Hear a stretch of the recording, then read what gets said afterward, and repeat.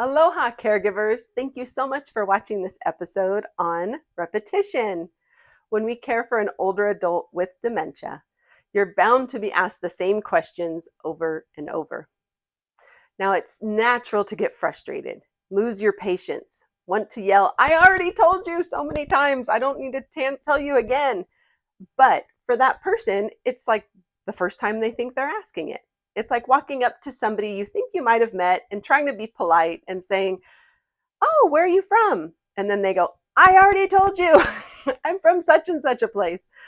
So we want to think about what it's like from their perspective. And you can give fresh answers each time.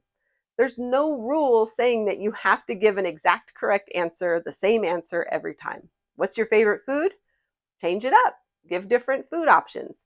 See how they respond. They might actually get excited if you say you like a certain type of fish versus maybe, I don't know, tofu. So whatever it is that you're saying you like, and if they're doing well with it, remember that, note it down. They like it when I talk about this. What's your favorite color? Well, you go through all the colors, and next thing you know, I love purple. My mom loved purple. She had it everywhere in the house. Now you know that that's a good answer to give too. And so you want to find the things that'll help the conversation go well and the person to feel good.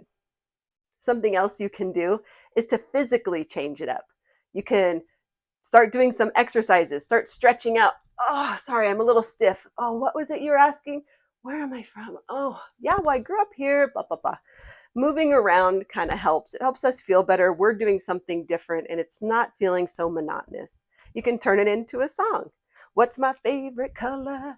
Let's see the rainbow so bright. You can do all sorts of things, but music is a really good one because it can lead into them wanting to sing along with you, especially if you do it to a tune that they would know, like You Are My Sunshine. That's a really popular one. Or you can put on some music as well about the topic you're talking about. Oh my gosh, you're from Indiana? Let's put on Gary, Indiana. I think that was from the Oklahoma soundtrack. Anyway, so there's all sorts of ways that we can kind of intertwine the question that they're asking over and over with some other kind of influences that can get the conversation going in a different direction. So I hope that that is helpful as terms of in terms of kind of distracting and moving off of that road to frustrationville. Something else I wanted to address is if the repetition revolves around somebody who's passed away, that can be really sensitive. Very few people respond well to learning that somebody passed away. I have seen it happen where somebody handles it, they actually prefer to know when you say, well, let's see, it's 2023, that would make them 120. I don't know. And then they kind of go, oh, of course, yeah, my mom had passed away. I'm sorry, I forgot about that. But that's rare. Usually I'll just kind of evade it a little bit. I haven't met your mother, but I do know your daughter, or I do know your friend so and so.